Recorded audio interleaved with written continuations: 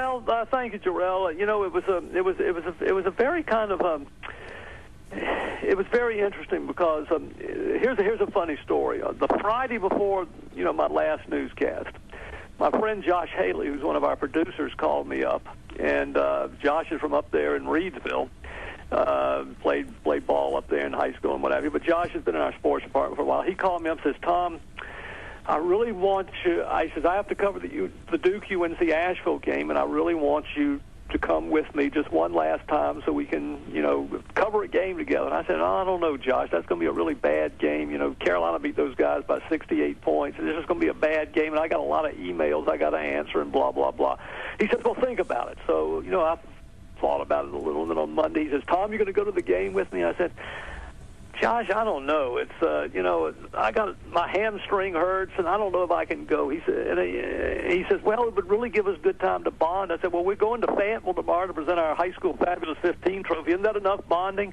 And he said, well, think about it. All the way down to Fayetteville on Tuesday, he pestered me about going to the game. So we got back to the station about 7 o'clock on Tuesday. He said, Tom, you going to go to the game with me? I said, no, Josh, I'm not going to that game. And Bob Holliday, who I've worked with for years and years and years, says, Tom, you've got to go to the game. Coach K wants you there.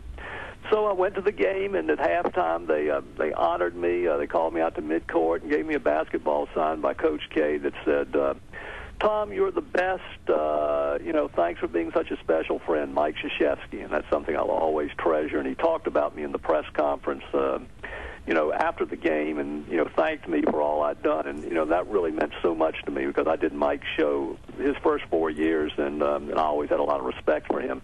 And then the last day, it was just kind of like I told the station I didn't want a lot of hoopla. I'm just not like that. I just wanted to do the show and just basically leave. So they planned a bunch of stuff and didn't tell me because they knew that I'd fight them the whole way. And, you know, to have so many people come back that I'd worked with, to be there, and I didn't expect it at all. I remember walking out of my sports office for the last show, and all these people were there, and it was just, like, unbelievable. I don't know how I got through it. I don't remember much about the last show. The only thing I remember about the last show, Jarrell, is that Governor Easley, who played on my Little League baseball team, was presenting me this Longleaf Pine Award.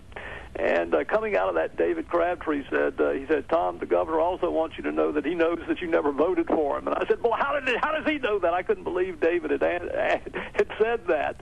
And, you know, that's the only thing I really remember. It was like a dream. But I've got a bunch of tapes that I'm going to go back and look at here in a couple of months just to kind of relive it. But it was a very memorable day. It was kind of funny, too, because I remember the newscast, they ended up giving you the Extra Effort Award. Yeah, and that was pretty surprising too. That Bob Holliday came up with that, and you know, I've given so many of those, and so they gave me one, and it was the whole thing, and then they had a little party afterwards, and it was just really, really. I'll tell you, I was ready to leave, but everybody was so nice to me. It was kind of like, gosh, do I really want to go? And for about 2 or 3 days, I felt like somebody had died, that I'd been to a funeral, and then I realized that person was me. And I really was sad for a few days, but then when that sadness wore off, it's kind of like, gosh, I've gone to heaven if I died, because, you know, it sure is great not to have to go in and work. Right. Now, do you ever look at, like, any of the old news footage in the WRL archives and, like,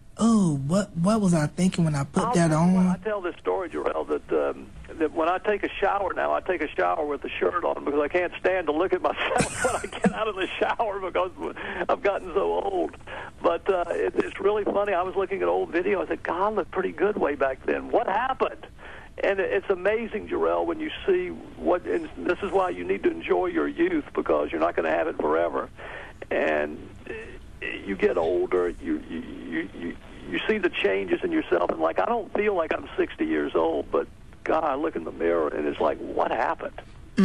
Now, what advice would you have for those that want to get into radio, TV broadcasting, especially now since the traditional methods of media is changing because of everything being digital now? Well, not just digital. The internet has made such a big difference, and if somebody wants to get into radio and TV, and as a matter of fact, one of my best producers went to the University of North Carolina at Greensboro, DJ Kazmierzak, and a lot of people from UNCG we have working in our station we're students at UNCG. What I tell people is that if you want to work in television, Jarrell, or radio, you have to do it while you're in school, just like what you're doing, because you can make the best grades in the world and you can major in communications and what have you, but if you don't have any experience, you'll come to WRAL and say, well, I'd like to work here, and they say, well, what's your experience? Well, I was an honor student at UNC Greensboro. Well, that's great. What can you do? Well, I was an honor student at UNC Greensboro.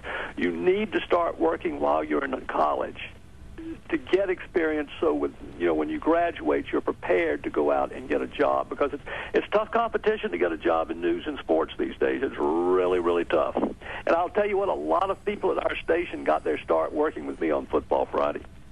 Oh, so they were like runners and... They were like note takers, and then they became, like camera people, and I learned to trust them. And if I trust you, boy, I will go to bat for you and do anything I can to help you. So they pretty much had to hold the tripod and hope that somebody didn't come over on a sweep right and hit them while they was out of bounds. Oh, that's happened to many times. Jeff Gravely, who now does, who's our 6 and 11, Jeff started with us as an intern. And Jeff was up in a Hosky shooting football one Friday night, and Bob Holliday was with him, and Bob was supposed to, say, Jeff, watch out, and somebody was sweeping the right side, and Jeff got creamed, and he looked over, and there's Bob. Bob forgot to tell him, but Bob was like 30 feet away. Bob had run and forgot to take Jeff with him. Sound like it must have been at a Hereford versus Bertie game.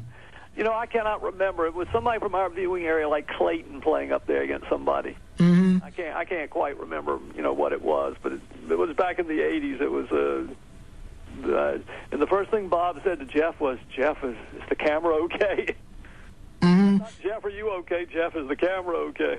Mm-hmm. And the one thing about WRL that stood out to me, it was like a lot of people had the connection with everybody that worked there, news-wise, sports-wise, weather-wise, and WRAL people, if you don't know, outside of North Carolina, they were the first station in the country to experiment with a digital broadcast. Yeah, we were the first ones to do an HD broadcast. That's right. I was on that show. That was in 96. After the Super Bowl of 2000 of 2001. Mm-hmm. Yep. It was we did the first HD newscast and after the Super Bowl of 2001. So what do you think about the whole switch from analog to digital? Well, it made me mad because I had to buy some new TV sets, but I was last year at this time I was watching his TV and I had since 1986, so I guess it was time. But I think the picture, once you've seen a ball game in HD, you never want to see another one again.